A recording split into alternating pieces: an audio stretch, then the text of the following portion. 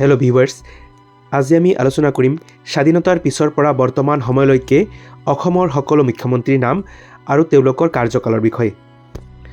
অসমৰ প্ৰথমগৰাকী মুখ্যমন্ত্ৰী আছিল গোপীনাথ বৰদলৈ। তেওঁৰ কাৰ্যকাল আছিল 1947 চনৰ পৰা 1950 চনলৈ। অসমৰ দ্বিতীয়গৰাকী মুখ্যমন্ত্ৰী বিষ্ণুৰাম মেধি। তেওঁৰ কাৰ্যকাল আছিল 1950 চনৰ পৰা 1957 চনলৈ। ইয়াতে আৰু এটা কুৱেশ্যন আহিব পাৰে যে অসমৰ লৌহ মানৱ বুলি কাক কোৱা হয়। সেই কুৱেশ্যনৰ এনচাৰ এইটোৱে হ'ব যে বিষ্ণুৰাম মেধি। বিষ্ণুৰাম মেধিক অসমৰ লৌহ মানৱ বুলি কোৱা হয়। তৃতীয়গৰাকী মুখ্যমন্ত্ৰী হ'ল বিমলা প্ৰসাদ চলিহা। তেওঁৰ কাৰ্যকাল 1957 চনৰ পৰা 1970 চনলৈ। তেওঁ আটাইতকৈ বেছি সময়ৰ বাবে মুখ্যমন্ত্ৰী আছিল বুলি জনা যায়। চতুৰ্থগৰাকী মুখ্যমন্ত্ৰী হ'ল মহেন্দ্ৰ মোহন চৌধুৰী। তেওঁৰ কাৰ্যকাল 1970 চনৰ পৰা 1972 চনলৈ।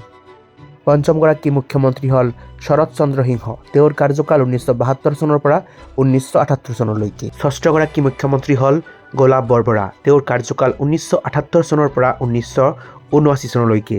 তেওঁ আছিল প্ৰথমগৰাকী অকংগ্ৰেছী মুখ্যমন্ত্ৰী। সপ্তমগৰাকী মুখ্যমন্ত্ৰী হ'ল যোগেন্দ্ৰনাথ হাজৰিকা। তেওঁৰ কাৰ্যকাল 1979। মাত্ৰ কেইটামান মাহৰ বাবেহে তেওঁ মুখ্যমন্ত্ৰী হৈছিল। অষ্টমগৰাকী মুখ্যমন্ত্ৰী হ'ল ছৈয়দা আনৱাৰা তাইমুৰ। তেওঁৰ কাৰ্যকাল 1980 চনৰ পৰা 1981 চনলৈ।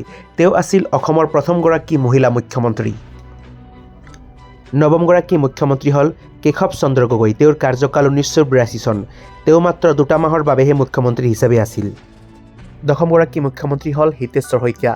তেওঁ দুবাৰকৈ মুখ্যমন্ত্ৰী হৈছিল। তেওঁৰ কাৰ্যকাল আছিল 1983 চনৰ পৰা 1985 চন আৰু 1991 চনৰ পৰা 1996 চন।